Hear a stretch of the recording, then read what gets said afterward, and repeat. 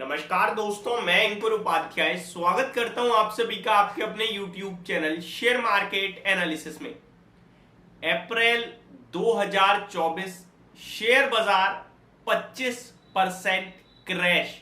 ये मैं नहीं कह रहा हूं, ऐसा बड़ी रिपोर्ट आते हुए दिखिए जाने माने इन्वेस्टर जेफरीज की तरफ से, जिनका नाम है क्रिस वुड। देखिए एक्चुअली में उन्होंने बहुत सारे इफ बट यूज करे हैं, बट यहां पे कुछ इंपॉर्टेंट चीजें कही गई हैं, वो मैं आप सभी के साथ जरूर शेयर करूंगा। और डरने घबराने की बिल्कुल जरूरत नहीं है, पूरी चीज समझिएगा, सुनिएगा। बहुत सारे क्वार्टरली नंबर्स आज आते हुए दिखे हैं, स्पेशली निफ्टी की कंपनीज के। कैसा रिएक्शन रहेगा कल के बाजार में, इन सब के बारे में इस वीडियो में कवर करने वाले हैं। तो शुरू करते हैं एक एक करके सारी चीजों को बिना किसी देरी के। सबसे पहले क्रिस वुड ने क्या कहा है वो समझने की जरूरत है। Chris Wood issues stock warning, 25% market correction looms. आप सुनिए, इफ बीजेपी लूजेस इन 2024।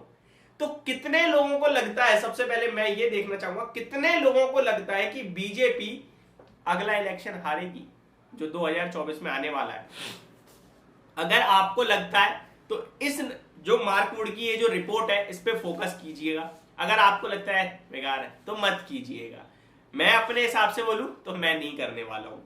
और इसमें भी उन्होंने कुछ इंपॉर्टेंट चीजें बोली हैं जो आप ध्यान से सुनिएगा।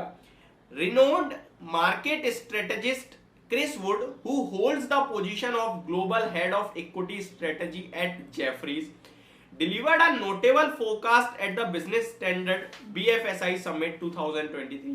Wood expressed concern that the Indian stock market would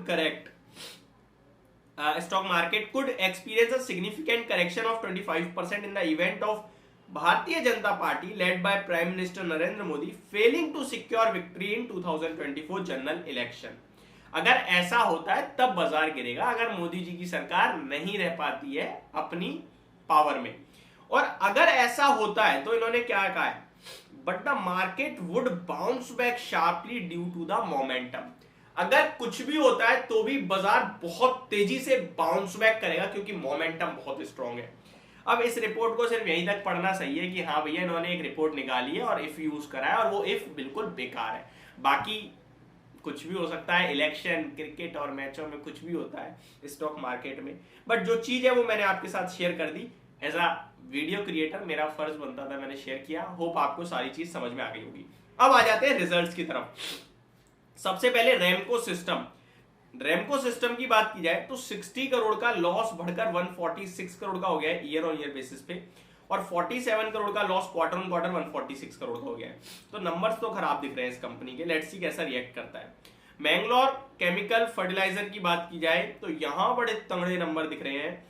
घाटे से मुनाफे में आ गई है साल दर साल। 32 करोड़ के घाटे के सामने 67.7 यानी ऑलमोस्ट 68 करोड़ का मुनाफा पेश करा है। बड़ा तगड़ा नंबर है।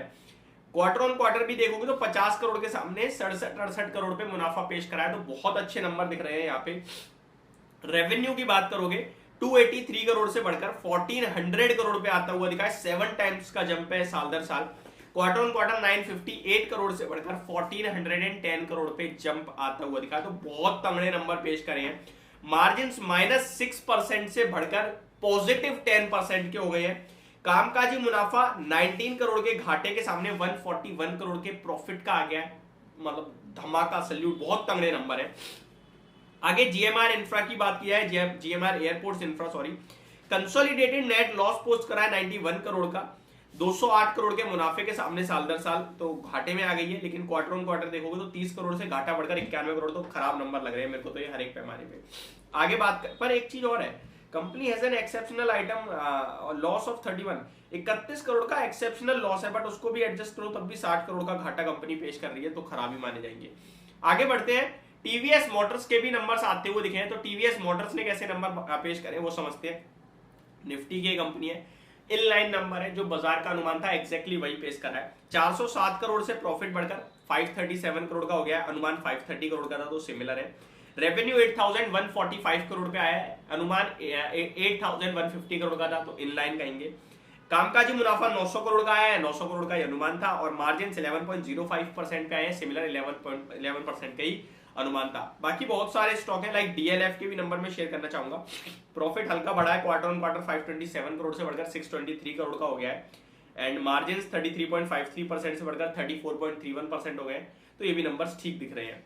होप आपको ये सारे स्टॉक्स के नंबर समझ में आ गए होंगे। मैरिको के भी नंबर आए हैं, तो नेक्स्ट वीडियो में आप सभी के साथ वो कवर करूंगा। Thank you so much for watching this video. Have a great day guys.